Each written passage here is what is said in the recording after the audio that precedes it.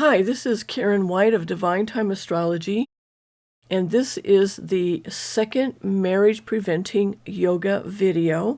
It's the second of 3. If you want to understand your relationships better, or perhaps the relationships of people close to you, like relationships that tend to not work out or not being able to get married, even though you're in your late 30s, or your 30s or early 30s or late 30s, there could be a marriage preventing yoga in the birth chart that's holding things up. Now, I'm using the tropical zodiac here, so you can use these in your practice if you're a Western astrologer too. In fact, you'll see these yogas work well.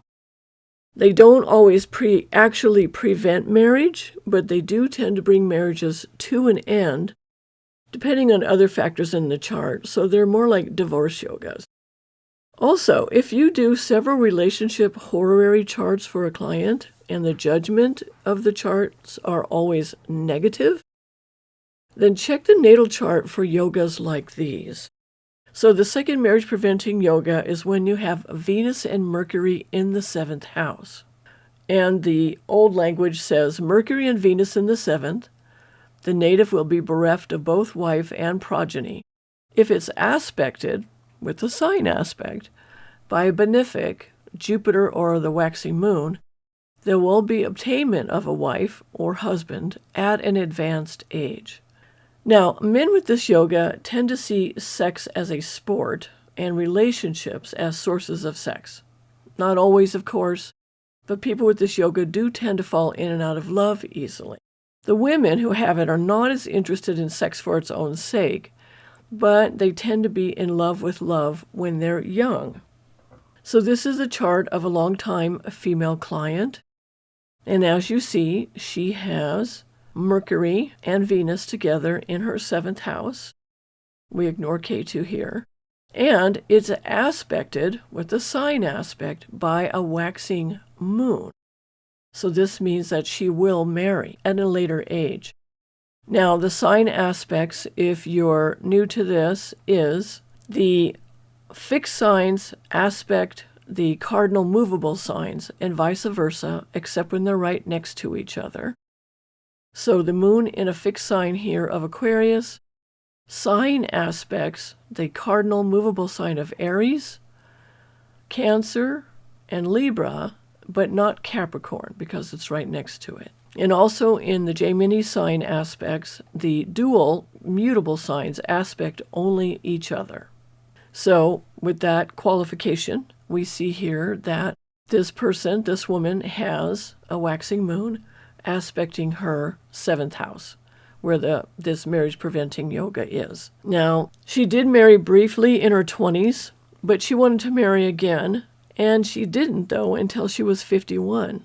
She had relationships before she met her husband, a few of them serious relationships, but they didn't work out for some reason or another.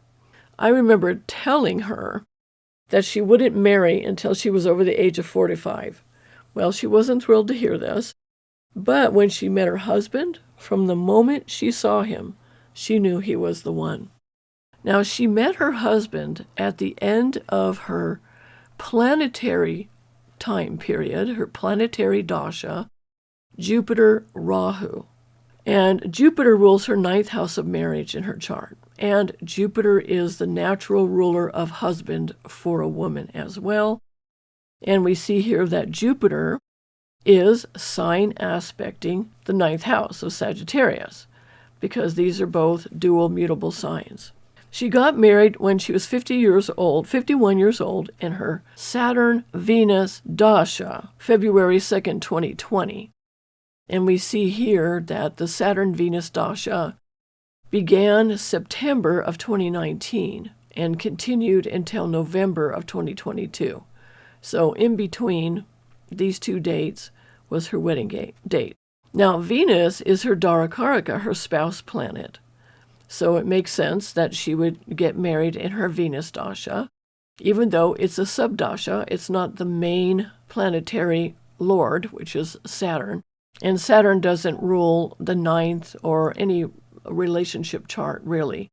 I mean, any relationship house in this chart. So Venus is her Darakaraka spouse planet, plus it rules the 7th house of the spouse.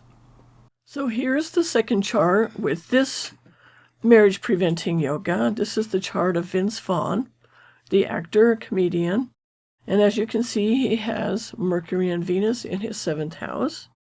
But he also has Jupiter sign or rasi aspecting the 7th house, which means that he could marry later in life.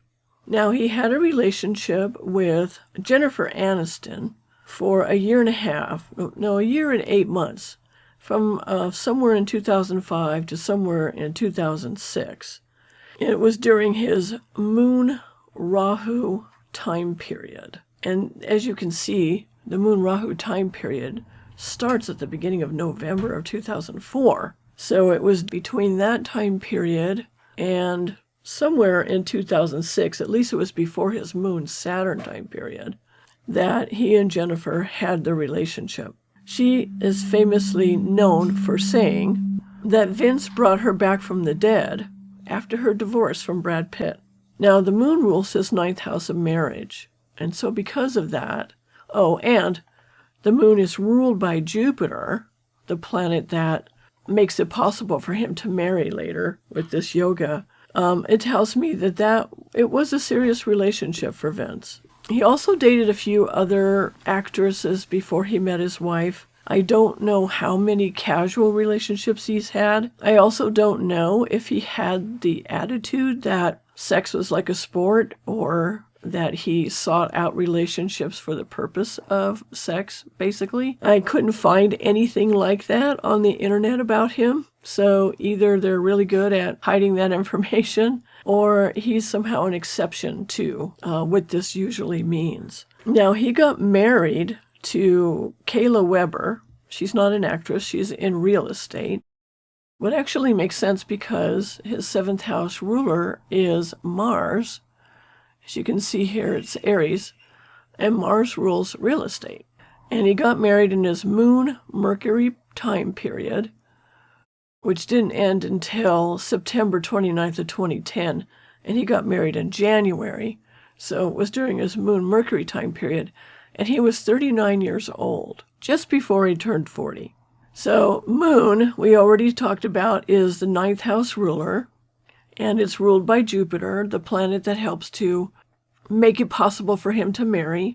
Gemini, or Mercury in this chart, it rules the 8th and the 12th, which are not relationship planets. It's in the 7th with Venus, but so I looked at his Navamsha, his marriage chart, and Mercury rules the ascendant in the marriage chart, and Mercury is in the 9th house of marriage in the Navamsha, the marriage chart, with Jupiter, the Darakaraka or spouse planet. They have been married ever since, and they have 2 children together. So now, an exception to this marriage preventing yoga is if you have Capricorn rising and Jupiter exalted in the 7th house with Venus and Mercury. But if you don't have that, if you have this yoga, you're not married yet, assuming that you want to marry, don't expect that to happen before the age of 40, give or take a year or 2. It could take longer than that if the time period doesn't coincide with marriage time periods in your birth chart. But if you have a planet, either a waxing moon or Jupiter, sign aspecting the 7th, then you will be able to marry when you're older. So don't despair. So the next video is the 3rd marriage preventing yoga. And I'll be hopefully doing it sooner than I did this one. And until then, thank you for watching.